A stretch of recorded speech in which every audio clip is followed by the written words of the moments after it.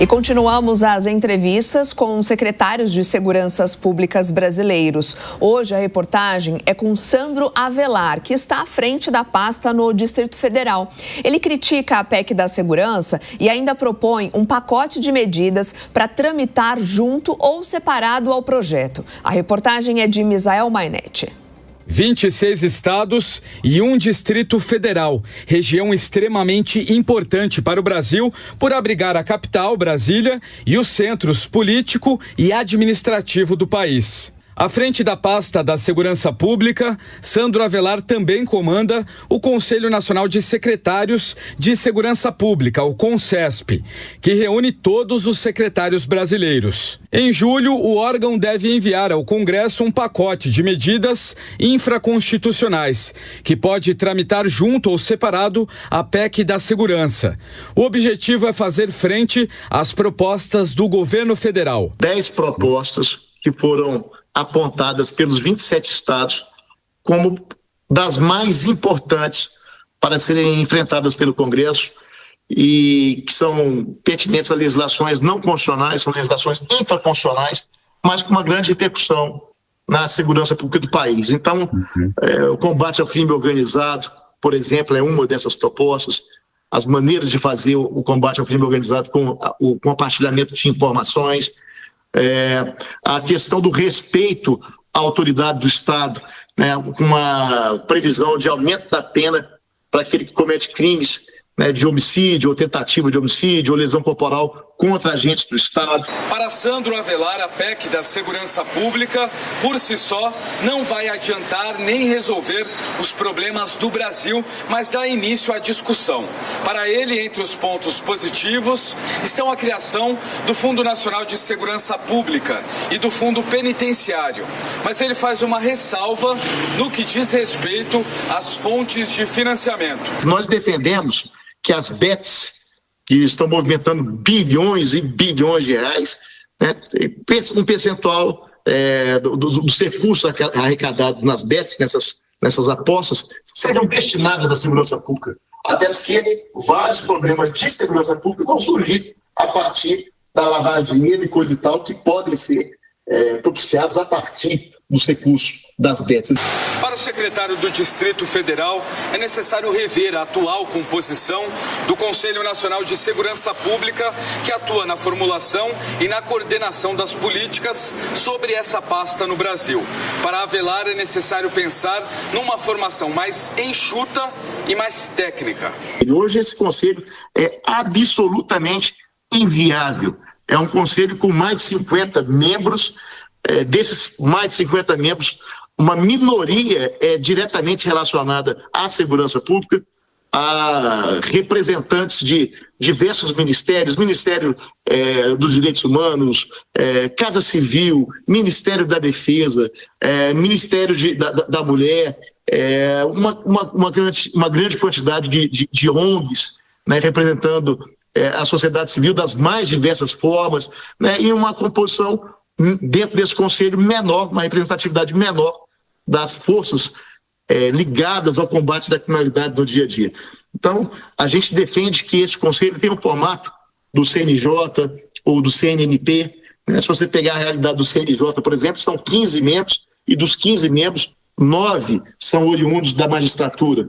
Né? No CNMP, da mesma forma. Né? E há, sim, uma representação da sociedade civil, que nós também defendemos, né, mas de uma forma proporcional. E a sociedade civil ali representada por indicações da Câmara, do Senado, né, da própria OAB. Sandro Avelar, que também é membro do Conselho, critica a falta de representatividade de forças policiais dentro de uma instituição que precisa ter um papel fundamental na discussão número 1 do país, a segurança pública.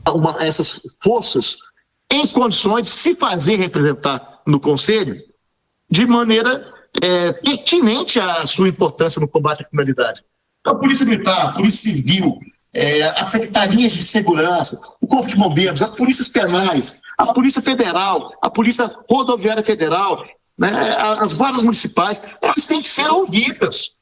Elas não podem ser meras figurantes dentro de um conselho que, em tese, se destina a cuidar da segurança pública, sob pena de nós ficarmos reféns de mudanças permanentes. Com cada mudança de governo, você acaba mudando a composição desse conselho, muda a linha ideológica desse conselho, e esse conselho não vai funcionar, como atualmente não funciona. Para os secretários, estados que enfrentam o contrabando de armas e o tráfico de drogas em fronteiras deveriam ser ressarcidos, porque, de acordo com ele, são crimes que originalmente precisariam ser combatidos pela União.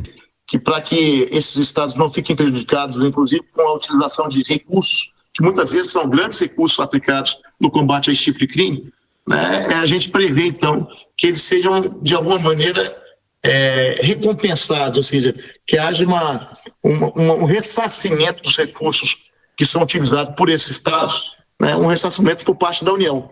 Inclusive, se você vê estados de região de fronteira fazendo grandes operações e nessas grandes operações contra o tráfico de entorpecentes, por exemplo, você tem a apreensão de bens, recursos financeiros, muitas vezes aeronaves, automóveis, né, esses bens acabam sendo destinados a Senares, que é a Secretaria Nacional Antidrogas, né, que é do governo federal, e não retornando aos estados, a esses mesmos estados que aplicam recursos no combate a esse tipo de crime que deveria ser originalmente combatido pelo governo federal.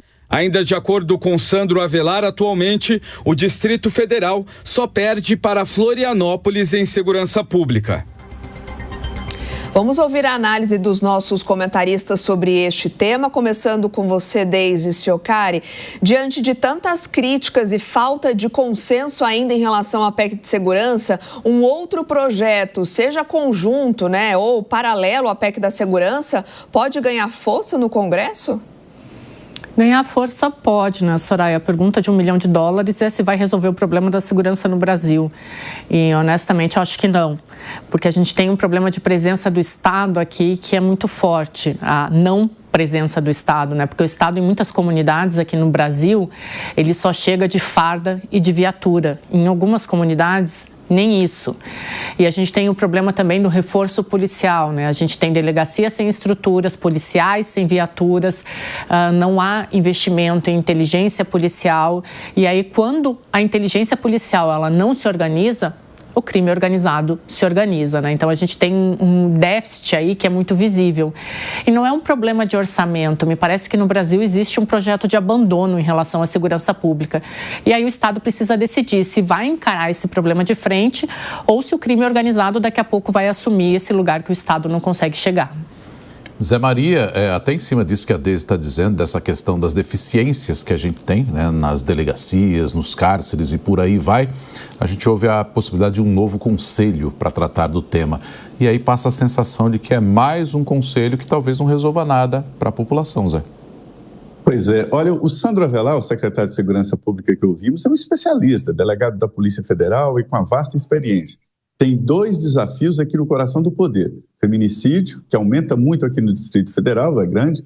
Ele disse que está atuando em várias áreas, conversei recentemente com ele. E a tentativa de domínio aqui de facções criminosas dos presídios. Aqui, os presídios são livres de facções, é uma raridade.